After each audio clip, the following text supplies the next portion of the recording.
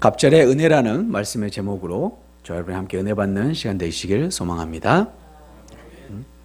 우리는 한 해 동안 갑절의 은혜를 누리자라는 표현으로 지금까지 달려왔습니다. 이제 올해의 종착역인 2020년 12월 31일이 이제 1시간 하고 12분이 남았습니다. 구약의 능력의 선지자 하면 누가 있을까요? 엘리야. 네, 엘리야 하면 구약의 능력의 선지자라고 우리가 익히 알고 있는 선지자입니다. 유대인들도 엘리야를 능력의 선지자로서 그렇게 기억하고 있었습니다. 그래서 예수님께서 이 땅 가운데 오셨을 때 예수님을 보고 더러는 엘리야다라고 이야기했던 것이지요. 그만큼 능력의 선지자가 엘리야였다는 것입니다. 엘리야는 길르앗에 사는 디셉 사람이며 북이스라엘 왕 아합과 아하시아 시대의 선지자였습니다. 몸에 털이 많았고 하나님의 경외하는 열심히 특심인 사람이었습니다. 우상숭배를 타파하고 여호와 유일 신앙을 지키기 위해 노력한 구약의 대표적인 선지자였습니다. 또한 세례 요한의 예표적인 인물이기도 했습니다. 엘리야의 그런 사역들을 보면 여러 많은 사역들을 보여주었습니다. 그 중에서 몇 가지만 뽑아보면 3년 6개월 동안 극심한 가뭄과 그리시네가에서 무슨 도움을 받았죠? 까마귀의 도움을 받았던, 그래서 위기를 넘기는 그런 사건. 또한 사르밧 과부 집에서 과부의 아들을 다시 살리는, 갈멜산상에서 바알과 아세라 선지자들과 대결해서 하나님의 능력을 보여줬던 선지자가 엘리야 선지자이죠. 나봇의 포도원과 관련해서 아합과 이세벨에게 그렇게 예언을 한 선지자고요. 병든 아하시아 왕이 에그론의 바알세불에게 물으러 갔을 때 아하시아의 죽음을 예언한 선지자이기도 합니다. 또 회오리 바람을 타고 오늘 본문과 같이 본문에서 볼 수 있듯이 회오리 바람을 타고 하늘로 올라간 사람이죠. 죽음을 보지 않고 하늘로 올라간 사람이 누가 있죠? 성경에? 에녹, 엘리야. 그러죠? 그 엘리야가 우리 본문에 나와 있는 엘리야입니다. 그리고 변화산상에서 예수님께서 변화산상에서 나타냈던 사람, 그 사람이 엘리야이지요. 엘리야에게는 많은 제자들이 있었습니다. 그런데 하나님께서 그 중에서 엘리사를 후계자로 세우라고 말씀하십니다. 우리 19장 16절 말씀 함께 봉독하겠습니다. 너는 또 님시의 아들 예후에게 기름을 부어 이스라엘의 왕이 되게 하고 또 아벨 무올라 사밧의 아들 엘리사에게 기름을 부어 너를 대신하여 선지자가 되게 하라. 아멘. 하나님께서 엘리야에게 엘리사를 택해서 너의 후계자로 세우시겠다고 말씀하신 것이지요. 엘리사의 사역을 좀 봐보면 엘리사도 엄청난 사역들을 감당했음을 우리가 볼 수 있습니다. 어떻게 보면 스승인 엘리야보다 더 많은 능력을 그렇게 발휘했던 사람이 엘리사인 것을 우리가 볼 수 있습니다. 엘리사의 사역을 좀 보면 수넴 여인 아들의 태어난 날을 그렇게 예언하기도 했었고요. 또한 사마리아 성에 풍부한 식량이 예비되는 것도 이야기했었고요. 왕과 장관의 죽음도 얘기했고 기근도 얘기하고 벳하닷의 죽음도 예언하고 요아스의 승리도 예언한 사람이 엘리사이지요. 또한 요단강을 말려버리게 한, 아주 마르게 해버린 사람이 또 엘리사이기도 합니다. 또 물을 고친 일이 있었고요. 곰의 출현, 비 없이도 시내에 물이 가득하게 만들기도 했습니다. 과부의 풍족한 기름을 또한 사용하기도 했었고요. 불임을 고치는 일도 있었고 아이를 되살리게 하는 그런 사역도 있었습니다. 부족한 음식으로 100명을 먹이는 그런 역사도 이렇게 했었죠. 우리가 잘 알고 있는 나아만 장군을 또한 치유한 그런 역사가 또 있었죠. 도끼를 물에서 떠오르게 하는 그런 역사도 일으키게 한 사람이 엘리사입니다. 엘리사의 좀 특징을 보면 왕하 열왕기하 13장 20절에서 21절을 보면 엘리사는 죽은 후에도 그 뼈에 닿는 시체들이 회생하는 기적이 나타났다고 그렇게 표현하고 있습니다. 이 엘리사의 사역 가운데 보면 정말 많은 역사들을 이루었구나라고 우리가 성경 가운데 배울 수 있었습니다. 엘리사가 행한 기적만 보면 엘리야보다 더 많은 일을 행했음을 우리가 볼 수가 있습니다. 그렇다면 엘리사는 어떻게 스승인 엘리야보다 더 많은 사역을 감당할 수 있었을까요? 첫 번째는 모든 것을 버리고 따랐다는 것입니다. 지금 열왕기상 19장 16절에 하나님께서 엘리사를 부르라고 엘리야에게 말을 하셨습니다. 그랬을 때 19장 19절 함께 봉독해 보겠습니다. 엘리야가 거기서 떠나 사밧의 아들 엘리사를 만나니 그가 12 겨릿소를 앞세우고 밭을 가는데 자기는 12째 겨릿소와 함께 있더라. 엘리야가 그리로 건너가서 겉옷을 그 위에 던졌더니 그가 소를 버리고 엘리야에게로 달려가서 이르되 청하건대 나를 내 부모와 입맞추게 하소서. 그리한 후에 내가 당신을 따르리이다. 엘리야가 그에게 이르되 돌아가라. 내가 내게 어떻게 행하였느냐 하니라. 아멘. 지금 엘리야가 엘리사를 부르는 장면이 나온 것이죠. 엘리사가 무엇을 하고 있었습니까? 소를 밭을 가고 있었습니다. 서로 밭을 갈고 있었는데 그 모습을 보고 엘리야가 건너가서 무엇을 던졌죠? 옷을 던졌습니다. 근데 그 모습을 보고 엘리사가 그 소를 버리고 엘리야에게로 달려갔다고 표현하고 있죠. 엘리야에게 달려간 것이죠. 그리고 나서 부모에게 이야기하고 내가 따르겠습니다. 모든 것을 다 내어놓고 따르겠습니다. 라고 고백하는 것을 우리가 볼 수 있습니다. 살아가는 성도 여러분, 참된 제자가 되기 위해서는 모든 것을 다 버려야 합니다. 우리의 습관들, 우리의 옛사람들을 다 버리고 우리의 스승 되신 예수님을 따라가야 한다는 것이죠. 우리의 옛것들 다 가지고 가게 되면 따라갈 수 없다는 것이죠. 엘리사는 모든 걸 다 내어놓고 모든 걸 다 버려놓고 엘리야를 따른 줄로 믿습니다. 그래서 예수님께도 말씀하셨지요. 마태복음 19장 29절 말씀입니다. 또 내 이름을 위하여 집이나 형제나 자매나 부모나 자식이나 전토를 벌인 자마다 여러 배를 받고 또 영생을 상속하리라. 아멘. 예수님께서 뭐라고 말씀하셨습니까? 내 제자가 되려거든 모든 것들 다 버리라고 이야기합니다. 집이나 형제나 자매나 부모나 자식이나 전토를 다 버리고 따르게 되면 여러 배를 받고 영생을 상속하게 된다고 하나님께서 말씀하고 계시는 것이죠. 우리의 모든 것을 버리면 주님께서 다 채워주시는 줄로 믿습니다. 두 번째입니다. 갑절의 영감을 갈망했다는 것입니다. 엘리사는 갑절의 영감을 갈망했습니다. 오늘 본문 가운데 1절 말씀입니다. 함께 봉독하겠습니다. 여호와께서 회오리 바람으로 엘리야를 하늘로 올리고자 하실 때에 엘리야가 엘리사와 더불어 길갈에 나가더니 하나님께서 이제 엘리야를 하나님께서 데려가시려고 하는 장면인 것이죠. 이미 하나님께서 작정하셨습니다. 회오리 바람으로 엘리야를 하늘로 올리시겠다. 죽음을 보지 않고 하늘로 올리시겠다 작정하신 것이죠. 그때 엘리야와 엘리사가 길갈에서 지나고 있었습니다. 엘리야가 엘리사에게 이르되 청하건대 너는 여기 머물라. 여호와께서 나를 베델로 보내시느니라 하니 지금 엘리야가 엘리사를 떨쳐보내려고 합니다. 하나님께서 엘리야에게 말씀하셨겠죠. 내가 회오리 바람으로 너를 데려갈 것이니까 너는 지금 어디로 가라고 합니까? 베델로 가라라고 말씀하십시오. 그랬을 때 엘리야는 엘리사를 떨쳐버리고 혼자 가려고 합니다. 그런데 엘리사의 표현이 어떻게 됩니까? 엘리사가 이르되 여호와께서 살아계심과 당신의 영혼이 살아있음을 두고 맹세하노니 내가 당신을 떠나지 아니하겠나이다 하는지라. 이에 두 사람이 베델로 내려가니.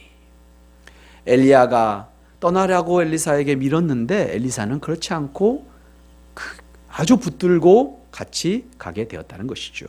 여기서 끝나는 것이 아닙니다. 4절 말씀입니다. 엘리야가 그에게 이르되 엘리사야 청하건대 너는 여기 머물러라. 여호와께서 나를 여리고로 보내시느니라.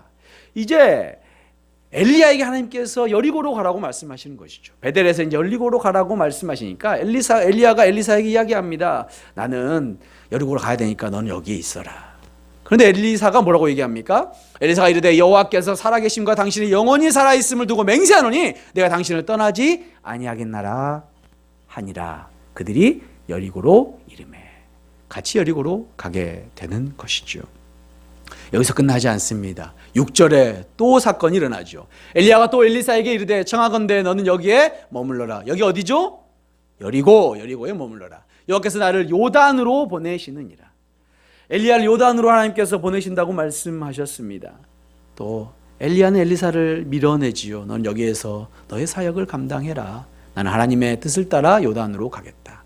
그러나 엘리사의 반응이 어떻습니까? 우리 함께 봉독해 보겠습니다. 그가 이르되 여호와께서 살아계심과 당신의 영혼이 살아있음을 두고 맹세하노니 내가 당신을 떠나지 아니하겠나이다 하는지라.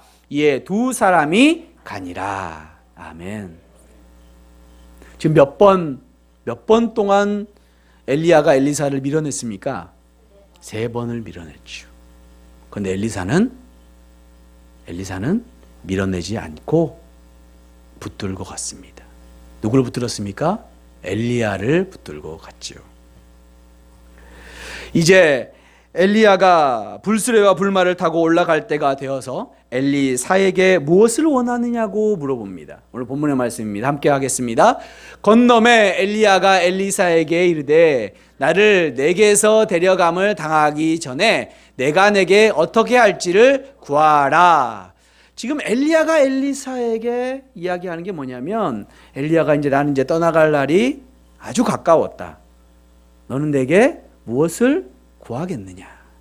라고 엘리사에게 묻게 되는 것이죠. 엘리사가 무엇을 구합니까? 함께 봉독하겠습니다. 엘리사가 이르되 당신의 성령이 하시는 역사가 갑절이나 내게 있게 하소서 하는지라. 아멘. 엘리사가 무엇을 원했습니까? 성령의 역사하심을 원했습니다. 성령의 역사하심을 간절히 원했다는 것이죠. 지금 엘리사가 엘리야를 세 번이나 그렇게 거절하면서 쫓아온 이유가 무엇이었습니까? 성령을 간구하기 위해서인 거지요. 엘리사는 육신의 그런 물질을 간구하지 않았지요. 이 세상에서 권력을 간구하지 않았습니다. 엘리사는 엘리야의 능력을 발휘하는 그 근원, 성령 하나님의 그 능력을 깨닫고 있었다는 것이죠. 엘리야는 엘리사로 제자로서 그렇게 스승을 쫓아다니면서 엘리야의 능력이, 엘리야가 스승이 행하는 그 능력이 어디에서 오는고 바로 하나님으로부터 오는구나라고 깨닫게 된 것입니다. 그래서 하나님의 능력만 임하게 된다면 하나님의 사명을 내가 잘 감당할 수 있겠구나라고 생각하게 된 것이지요. 그래서 엘리사는 당당하게 엘리야에게 이야기합니다. 성령을 구합니다. 구약 시대에는 성령 하나님께서 함께하는 집단이 있죠. 누구죠? 선지자에게는 하나님께서 하나님의 영을 부어주셔서 예언하게 하시고 하나님 말씀을 대언하게 하는 역할을 했죠. 그런데 성령이 이제는 누구에게 임합니까? 하나님의 모든 백성들에게 임하게 된다는 것이죠. 이 자리에 있는 여러분과 저에게 임한 줄로 믿습니다. 이 엘리사는 성령의 역사하심을 구함에 있어서 어떻게 구했습니까? 갑절의 은혜를 구했습니다. 그냥 성령의 역사하심이 아니라 갑절의 은혜를 구했다는 것이죠. 성령을 어떻게 갑절로 그렇게 배가할 수 있겠습니까? 이 갑절의 의미는 무엇일까요? 더 간절히 사모한다는 것이겠죠. 더 간절히 성령의 역사하심을 사모한 사람이 엘리사였다는 것입니다. 그렇게 사모한 엘리사 어떤 사역을 감당했습니까? 제가 초반에 엘리야와 엘리사의 사역들을 제가 말씀드렸습니다. 엘리사가 어떻게 보면 엘리야보다 더 많은 기적과 이적을 보이면서 하나님의 사명을 감당한 줄로 믿습니다. 무엇 때문이었습니까? 성령의 역사하심. 저와 여러분이 1년 동안 함께 비전을 가지고 나눴습니다. 비전이 무엇이었습니까? 갑절의 은혜를 누리자. 무엇이 갑절로 됩니까? 믿음이 갑절로 되고, 성령의 역사하심이 갑절로 체험하고, 또한 성령의 열매를 갑절로 맺기를 소망하면서 1년 동안 저희들이 열심히 달려왔다는 것이지요. 다 이루어졌습니까? 다 이루어졌습니까? 할렐루야. 주님께 영광의 박수 올려드리겠습니다.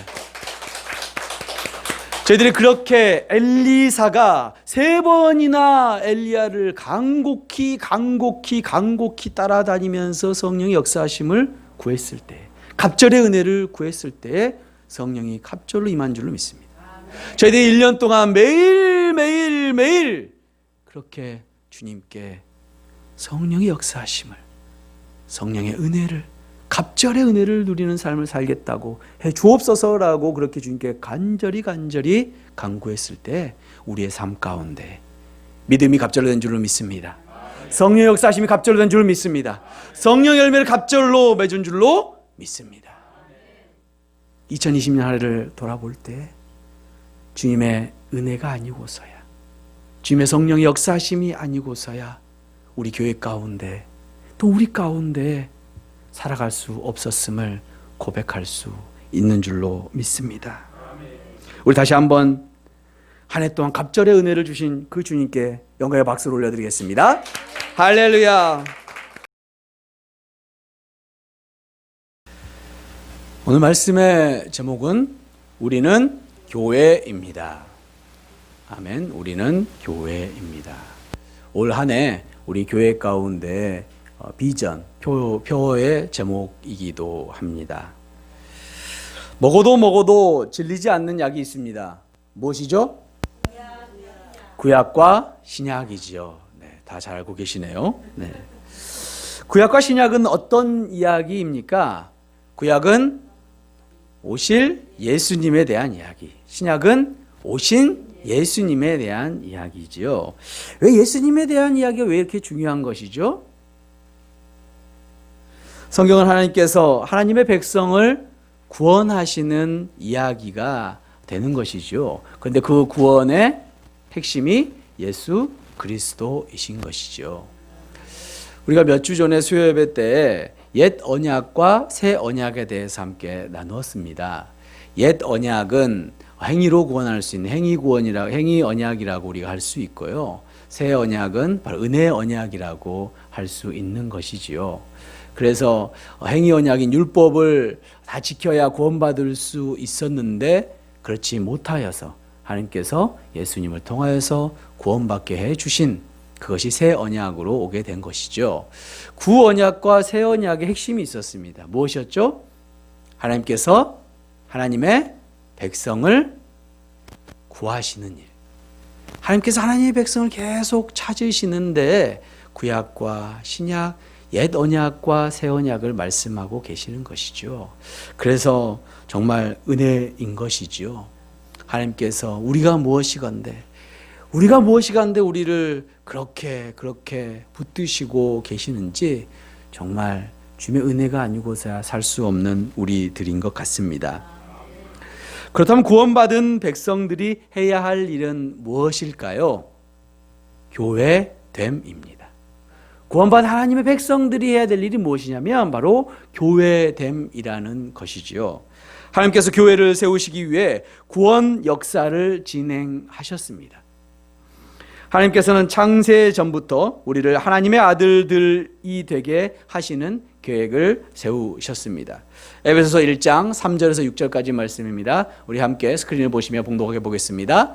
찬송하리로다 하나님 곧 우리 주 예수 그리스도의 아버지께서 그리스도 안에서 하늘에 속한 모든 신령한 복을 우리에게 주시되 곧 창세 전에 그리스도 안에서 우리를 택하사 우리로 사랑 안에서 그 앞에 거룩하고 흠이 없게 하시려고. 우리를 언제 택하셨다고 말씀하고 계신가요? 창세 전에. 이미 창세 전에 이 온 세계를 하나님께서 만드시기 전에, 아담과 하와를 창조하시기 전에, 에덴을 창조하시기 전에 저와 여러분을 택하신 줄로 믿습니다. 하나님의 백성을 이렇게 택하셨다는 것이지요. 5절입니다. 그 기쁘신 뜻대로 우리를 예정하사 예수 그리스도로 말미암아 자기의 아들들이 되게 하셨으니. 무엇이라고 말씀하십니까? 예수 그리스도로 말미암아 자기의 아들들이 되게 하셨다는 것이죠. 태초 전에 저와 여러분을 택하시고 하나님의 아들이 되게 하셨다는 것입니다. 6절입니다. 이는 그가 사랑하시는 자 안에서 우리에게 거저 주시는 바 그의 은혜의 영광을 찬송하게 하려 하시니라. 아멘. 왜 그렇게 택하셨다고 말씀하고 계십니까?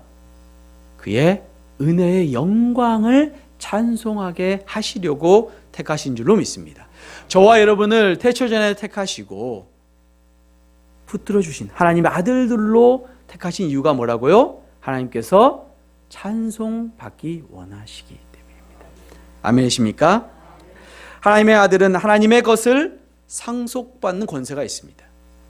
아들이 아버지의 것을 상속받는 게 당연한 것 아니겠어요?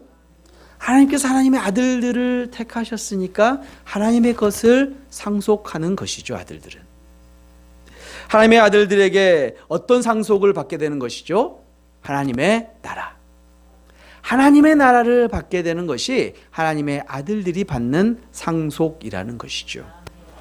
그렇게 하나님의 아들들은 하나님의 나라를 상속받아 하나님의 백성이 되는 것입니다. 저와 여러분 하나님의 백성인 줄로 믿습니다. 하나님의 나라를 소유한 줄로 믿습니다. 하나님의 아들은 하나님의 백성입니다. 하나님 나라의 백성은 누구의 통치를 받는 것인가요? 하나님의 통치. 하나님의 백성은 하나님의 통치를 받는 것이죠. 그래서 하나님의 통치를 받는 자들은 예수를 주와 그리스도로 섬기는 사람들이 되는 것입니다. 하나님은 우리를 하나님의 아들로 삼아 하나님의 나라를 주시기 위해 2000년 전에 이 땅에 성육신하셔서 오셨습니다. 또한 그의 복음을 믿는 자들의 성령을 통하셔서 인치셨다는 것이죠. 그 인치심이 어떤 것을 의미합니까? 바로 복음을 믿는 것, 죄사함의 은혜가 있게 되는 것이지요. 죄사함의 은혜로 인하여서 온전하게 회복되어서 하나님의 아들이 된 줄로 믿습니다. 하나님의 백성들이 되는 줄로 믿습니다. 이 하나님의 백성을 교회라고 부릅니다. 이 하나님의 백성을 교회라고 부른 것이죠. 교회는 새롭게 조성된 하나님의 백성의 영광스러운 칭호가 되는 것입니다. 에베소서 1장 20절 말씀입니다. 그의 능력이 그리스도 안에서 역사하사 죽은 자들 가운데서 다시 살리시고 하늘에서 자기의 오른편에 앉히사 모든 통치와 권세와 능력과 주권과 이 세상뿐 아니라 오는 세상에 일컫는 모든 이름 위에 뛰어나게 하시고 또 만물을 그 발 아래 복종하게 하시고 그를 만물 위에 교회의 머리로 삼으셨느니라. 아멘. 그가 누굽니까? 예수 그리스도죠. 예수 그리스도를 뭐로 삼았다고요? 교회의 머리로 삼으셨다고 말씀하고 있죠. 23절입니다. 교회는 그의 몸이니 만물 안에서 만물을 충만하게 하시는 이의 충만함이니라. 아멘. 교회의 머리가 누구시라고요? 예수 그리스도. 그 말은 교회를 다스리는 분이 누구시라는 것이죠? 예수 그리스도. 교회를 다스리시는 분, 교회의 머리 되시는 분이 예수님인 줄로 믿습니다. 그리고 몸된 교회를 충만하게 하시는 분이 누구십니까? 예수 그리스도인 것이죠. 곧 하나님의 백성에게 큰 복을 누리게 하시는 분이 우리가 믿고 따르는 예수님인 줄로 믿습니다. 지금까지 얘기를 정리해 보겠습니다. 교회는 누구입니까? 예수 그리스도 머리 되신 것이고, 또 교회는 우리가 되는 것이죠. 내가 되는 것이고 여러분이 되는 줄로 믿습니다. 바로 그게 교회라는 것이지요. 교회는 건물이 아닙니다. 교회는 건물이 아닙니다. 건물은, 교회는 예배당으로 교회인 저와 여러분이 모여서 예배하는 장소인 것이죠. 그래서 우리가 교회라고 생각하면 건물을 생각할 수 있는데, 그것은 잘못된 생각이라는 것입니다. 하나님께서 저와 여러분 언제 택하셨습니까? 태초 전에 택하셨습니다. 이미 태초 전부터 저와 여러분 하나님의 자녀, 하나님의 백성으로 택하시고 하나님 나라를 허락하시고 저와 여러분에게 교회가 되게 하신 줄로 믿습니다. 오늘 본문의 5절 말씀을 보면 이렇게 말씀하고 있습니다. 함께 봉독해 보겠습니다. 이와 같이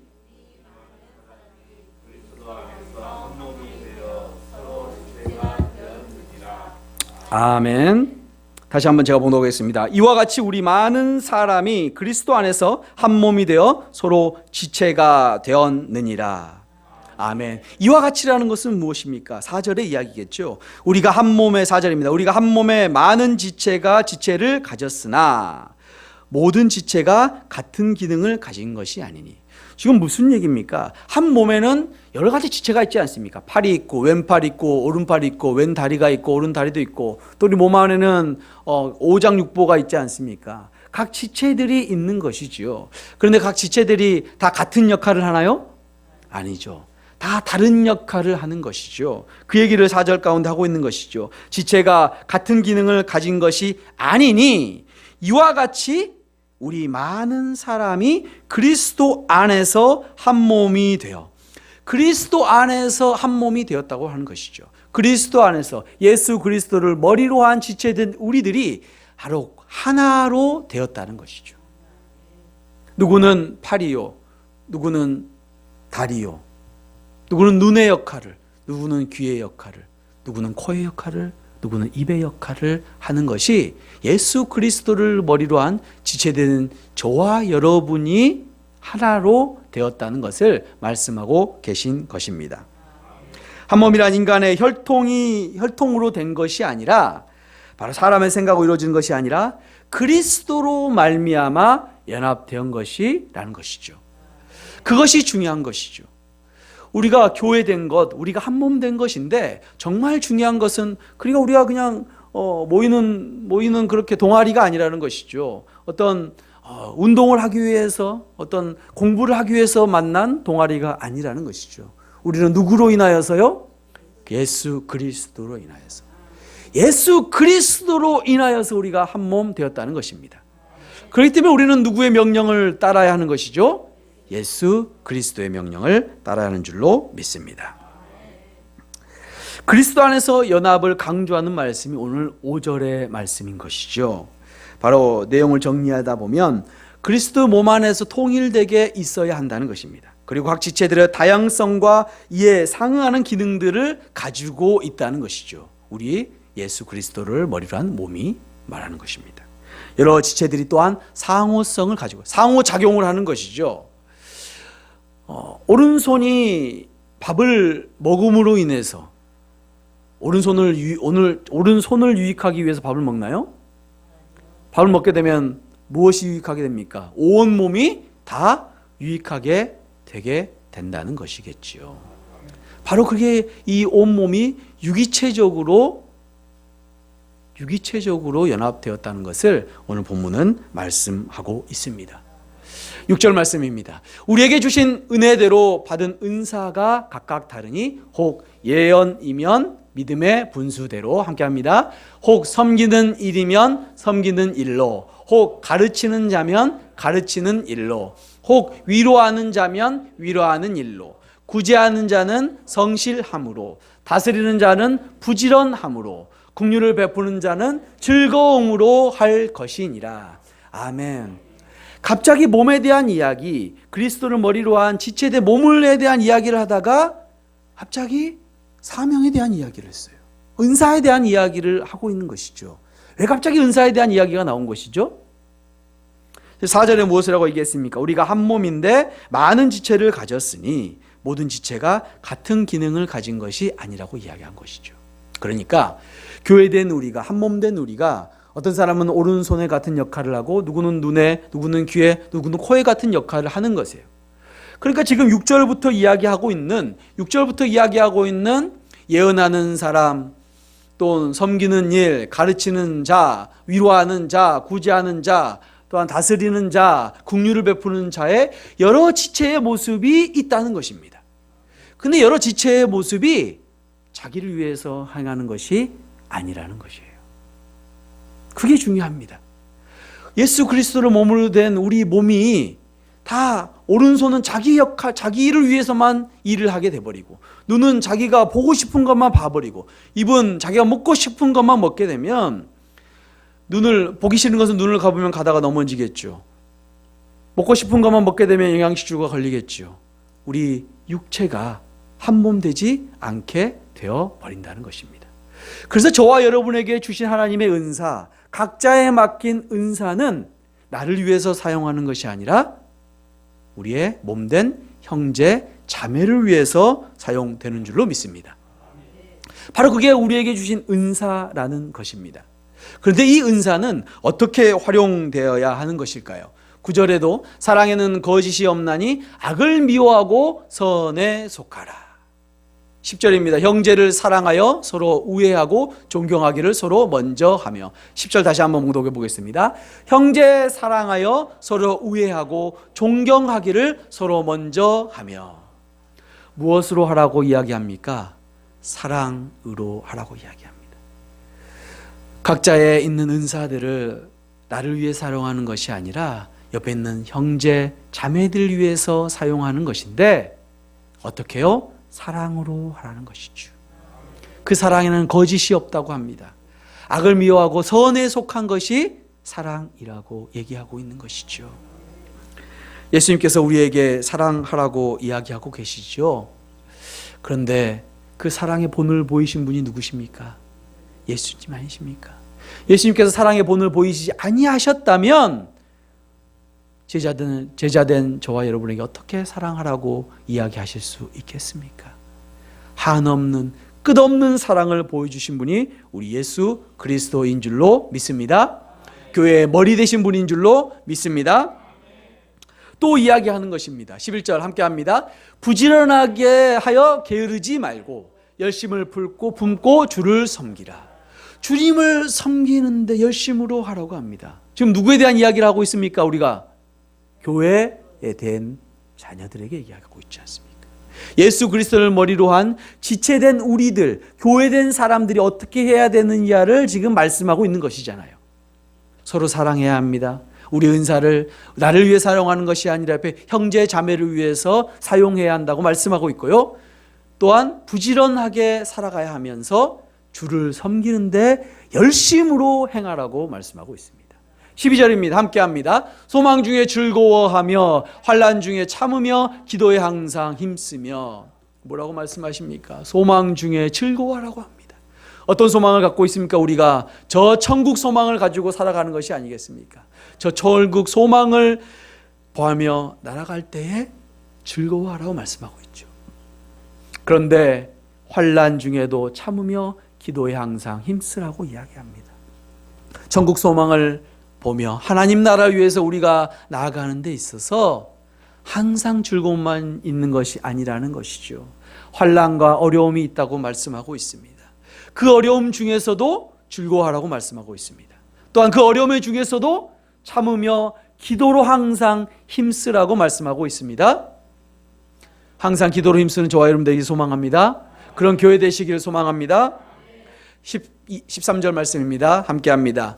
성도들의 쓸 것을 공급하며 손 대접하기를 힘쓰라.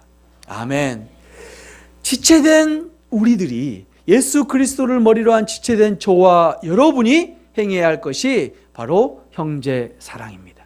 그 사랑하는 것이 나의 은사를 나를 위해 사랑하는 것이 아니라 옆 사람을 위해서 사용하는 것이고, 성도들의 쓸 것을 공급하고 손을 대접하는 데에 힘써야 한다는 것이죠. 그것이 교회됨인 줄로 믿습니다. 사랑하는 성도 여러분, 말씀을 마치고자 합니다. 교회 되는 것을 위해 살아가야 합니다. 우리는 한 몸이고 한 지체이기 때문이지요. 그러기에 우리가 사는 이유는 옆에 있는 다른 지체를 위해서인 줄로 믿습니다. 옆에 한번 바라보십시오. 보이십니까? 옆에 눈도 보이고 귀도 보이고 오른손도 보이고 왼쪽 다리도 보이고 심장도 보이고, 네. 얘는 심장도 되고 다리도 되고 하는가 보네요. 네. 귀도 보이고. 우리는 한 몸입니다. 우리는 한 몸입니다. 2021년 새해가 밝았습니다. 새해 교회의 머리 되신 예수께서 주신 비전은 교회 되라고 말씀하시고 계십니다. 우리는 교회입니다. 함께 따라하겠습니다. 우리는 교회입니다. 우리가 교회 되기 위해서 첫째, 말씀으로 하나 되는 교회, 말씀으로 하나 되는 교회, 성령으로 변화되는 교회, 성령으로 변화되는 교회, 사랑으로 실천하는 교회, 사랑으로 실천하는 교회. 올 2021년도 한 해 동안 주님의 은혜교회 안에 주님께서 주신 비전, 우리는 교회입니다. 우리는 교회입니다. 서로 사랑을 실천하며 말씀으로 하나 되며 성령으로 변화되며 또한 사랑을 실천하는 주님의 은혜교회 성도님들 되시길 소망합니다. 아멘.